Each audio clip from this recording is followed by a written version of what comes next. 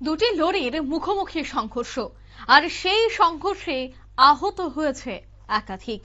জানা গেছে উত্তর ত্রিপুরা ধর্মনগরের উপতাখালীর জাতীয় সড়কে এই ঘটনা।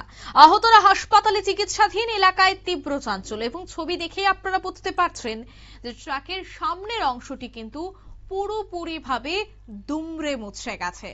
উত্তর ত্রিপুরার উপতাখালীতে এই দুটি ট্রাকের মুখোমুখি সংঘর্ষ হয়, যেখানে দুই চালক আহত হয়েছেন। তাদের চিকিৎসা চলছে ধর্মনগর জেলা হাসপাতালে।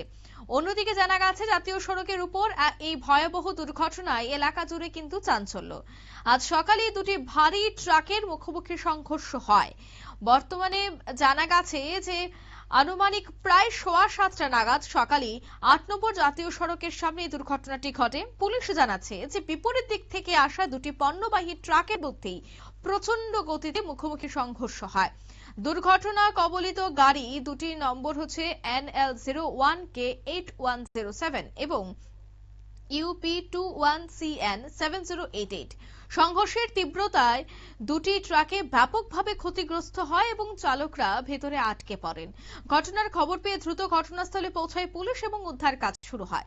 প্রথমে তাদের নিয়ে যাওয়া হয় প্রাথমিক স্বাস্থ্য কেন্দ্রে, সেখানে চিকিৎসার পর তাদেরকে স্থানান্তরিত করা হয় জেলা হাসপাতালে। তবে আহতদের একজনের পরিচয় পাওয়া গেছে, তার নাম দানিশ রাজা, বয়স 24। অন্যদিকে বিস্তারিত বা ঠিকানা এখনো পর্যন্ত জানা যায়নি। অন্য চালকের চিকিৎসারত অবস্থায় রয়েছেন, তার পরিচয় এখনো পর্যন্ত বেরিয়ে আসেনি।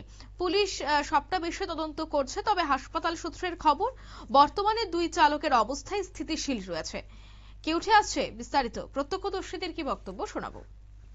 আজকে যে আমরা দুইটা গাড়ি অ্যাক্সিডেন্ট হয়েছে দেখতে পাচ্ছি, কয়টার দিকে হয়েছে এটা? 6:30 এবং অনুমানিক দুইটা গাড়ি কি মুখোমুখি সংঘর্ষ হয়েছে? মুখোমুখি সংঘর্ষ।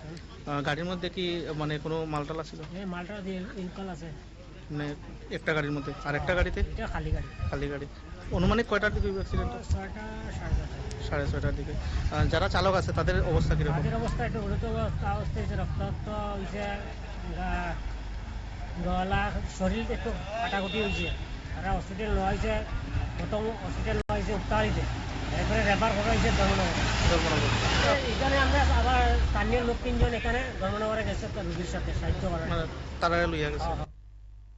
আপনারা শুনলেন প্রত্যক্ষদর্শীদের বক্তব্য। তবে জানা গেছে পুলিশ ইতিমধ্যে তদন্ত করছে। তবে দুর্ঘটনা কবলিত গাড়ি দুটি রাস্তা থেকে সরিয়ে যান চলাচল বর্তমানে স্বাভাবিক করা হয়েছে।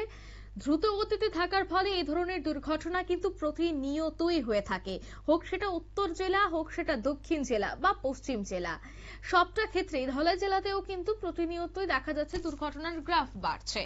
এই দুর্ঘটনা গ্রাফ প্রতিনিয়ত ঊর্ধ্বমুখিতা একদিকে যখন ট্রাফিক ব্যবস্থাকে প্রশ্নচিহ্নের মুখে দাঁড় করাচ্ছে, ঠিক অন্যদিকে গাড়ি চালকদের সাবধানতাকেও কিন্তু প্রশ্নচিহ্নের মুখে দাঁড় করাচ্ছে।